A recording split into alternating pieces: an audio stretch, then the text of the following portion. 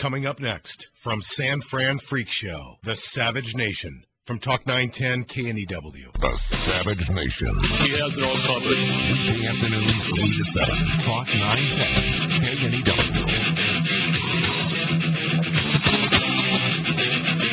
KNEW. Warning. The Michael Savage Show contains adult language, adult content, psychological nudity. Listener discretion is advised.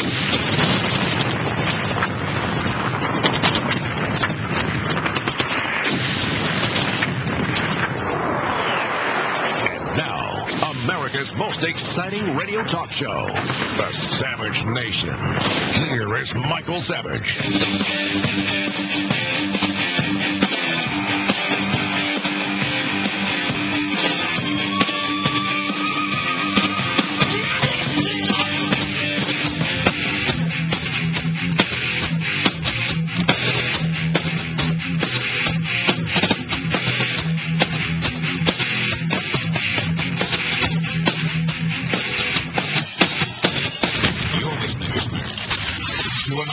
Broadcast of the Michael Savage Show.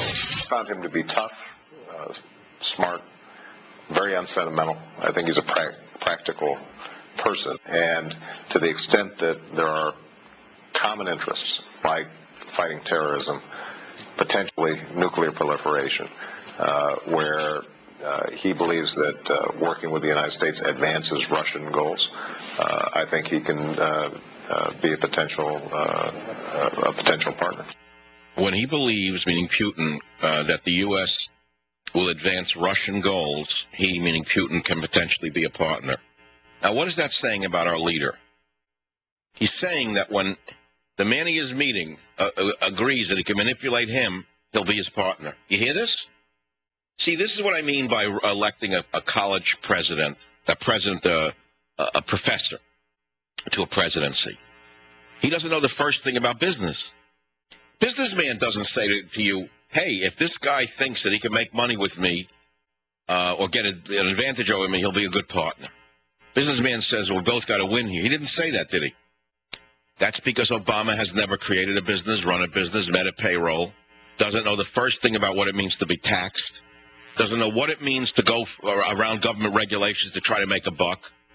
You have a college teacher who never did anything except by his own admission 2 months ago, he said, actually a month ago, he jokingly said, well, I don't really do anything but move paper around. So that's what we have now, a paper pusher for president. Savage.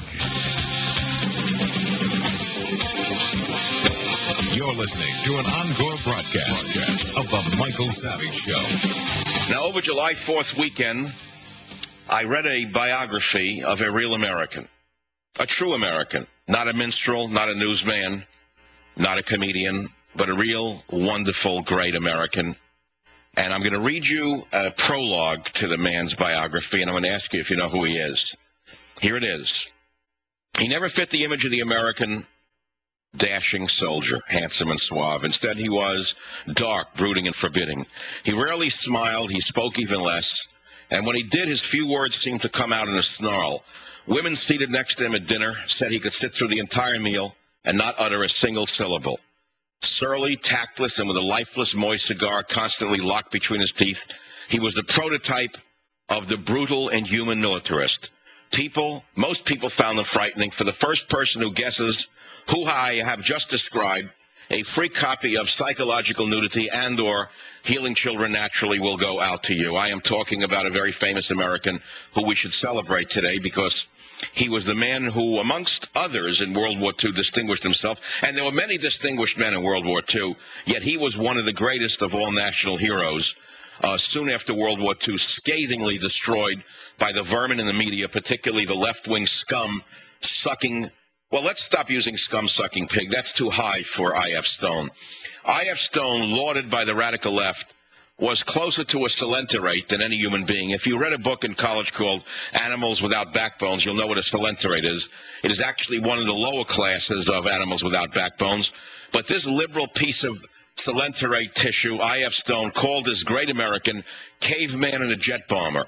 And he was the man who was parodied as the Mad General in Dr. Strangelove. They said he wanted a nuclear exchange with the Soviets. No, he was a real American. He was a real great American, unlike the wonderful PR men we have now in the military. I could not believe what I'm reading every day. North Korea fires 6 more weapons, and the PR man who's the chairman of the Joint Chiefs of Staff does nothing but go out for another cocktail with the politicians. Let's start the show rolling here on the Savage Nation. The phone number is 1-800-449-8255. And in a station dear to my heart, WFTL in Fort Lauderdale. David, welcome to the Savage Nation. Go ahead, please. Thank you, Dr. Savage. I think it's a disgrace that Obama is cutting 1/3 of our nukes. And I'd like to also add, does anyone actually... Well, wait, you mean it's a disgrace because he's not cutting half of them, 3/4 of them, or all of them? No, he shouldn't cut any of our nuclear arsenal. Because... Well, but you see, Obama's a college professor who believes we should live in a world without nukes. And since he released prisoners from Guantanamo, you know that at least one of them is now leading the men killing our men in Afghanistan. Are you aware of that? I'm not surprised. Oh, it didn't make it to your local Miami Herald, did it?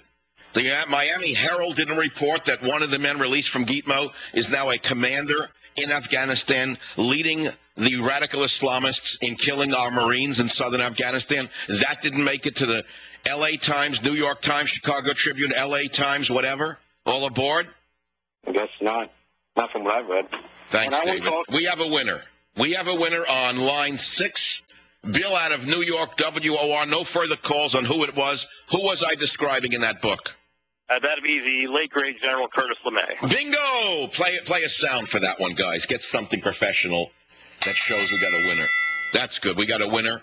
Bill, would you prefer a copy of Reducing the Risk of Alzheimer's? We don't have that. Healing Children Naturally or Psychological Nudity?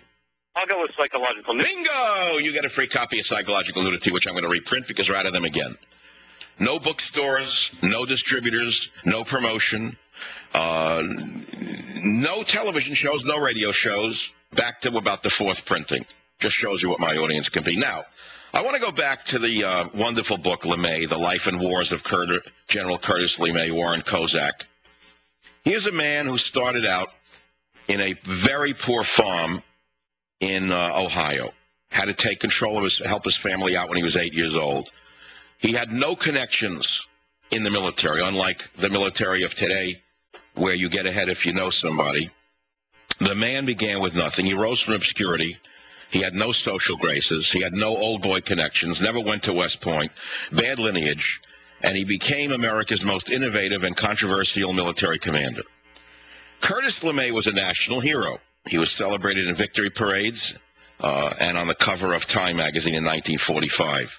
But 20 years later, after the radical left scum took over the media, Hollywood and the vermin in the press vilified him.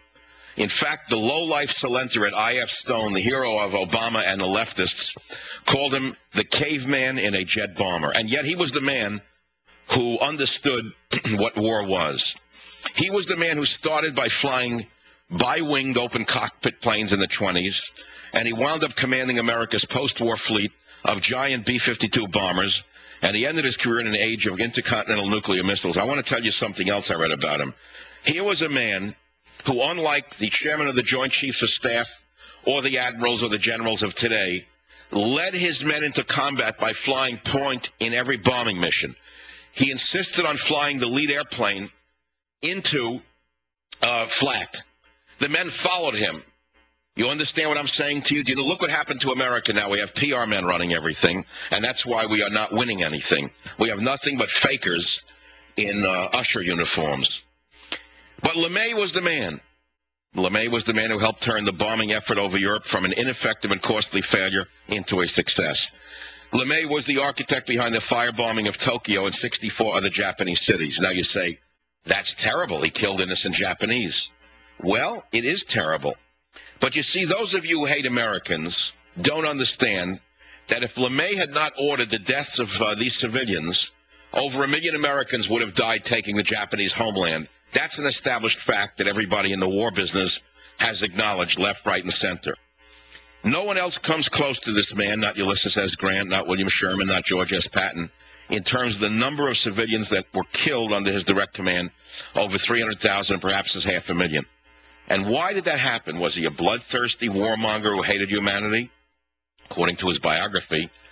He said no. The biographer said no. In the strange calculus of war, by killing so many human beings, LeMay saved millions more by making an invasion of Japan unnecessary.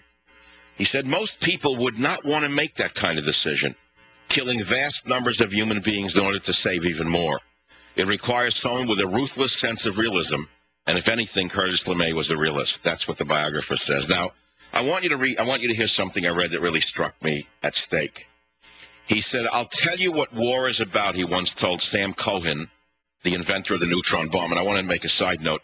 I had the distinct honor and pleasure of interviewing Sam Cohen when I was a local talk show host, and we still have it somewhere in a recording. I've got to find it again.